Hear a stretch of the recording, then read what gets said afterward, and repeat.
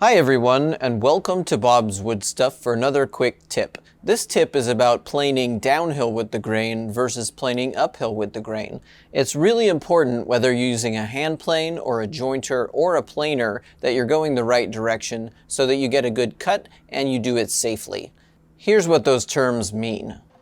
With most pieces of wood, the growth rings are not going completely straight and parallel with the board. You can see on this one that we have some grain runout. What that means is that the growth rings, instead of going parallel with the piece of wood, they come out of the wood like this. So in this particular piece, I have grain runout coming in this direction. So I know because of that I want to plane this way instead of this way. If I use a hand plane and I go against the grain like this, it's going to be trying to lift up these laminated layers of wood. It's going to try to lift the grains up as well. If I go this direction, I'll be going with the grain, or downhill with the grain as they call it, and it'll go very smoothly. It won't lift up the grain, it'll just kind of push it down. Think of this as very similar to petting a cat or petting a dog. If you go in one direction, it's very smooth, but in the other direction, you're lifting up the hairs and there's a lot of resistance. And the wood grain is exactly like that.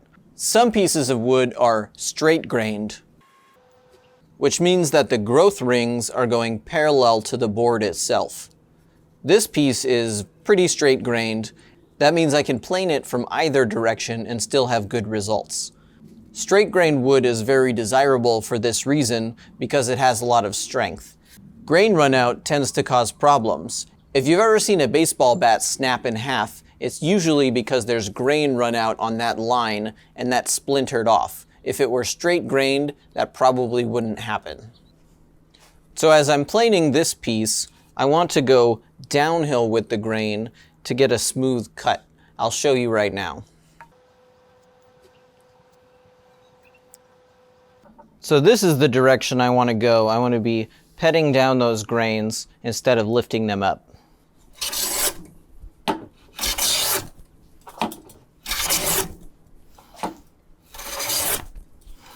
By going downhill with the grain, I get a very smooth surface on my cut, even smoother than if the board had been sanded. If I were to go uphill with the grain, it would lift up the grains and cause tear out. I'll show you what that looks like.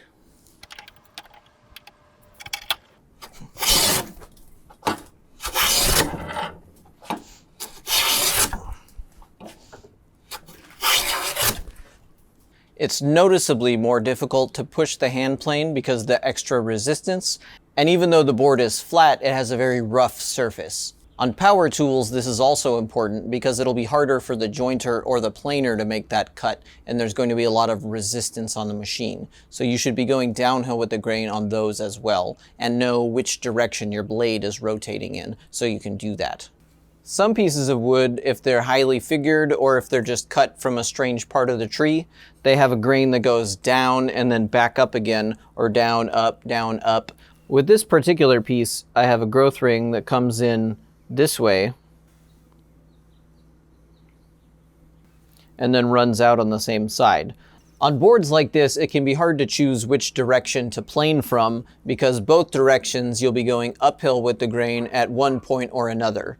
One thing that you can do is start from the middle and go outward that way, and then start from the middle again and go outward that way, but most likely you'll just have to choose a side that offers the least resistance and just stick with that, and then maybe sand it smooth later. So that's really the basics about uphill grain versus downhill grain, and it's really important to know where that is, whether you're using a hand plane or a chisel or a jointer or a power planer. You need to know which direction the grain is going and account for that. I hope that you learned something from this, and thank you so much for watching. Please like and subscribe. Bye.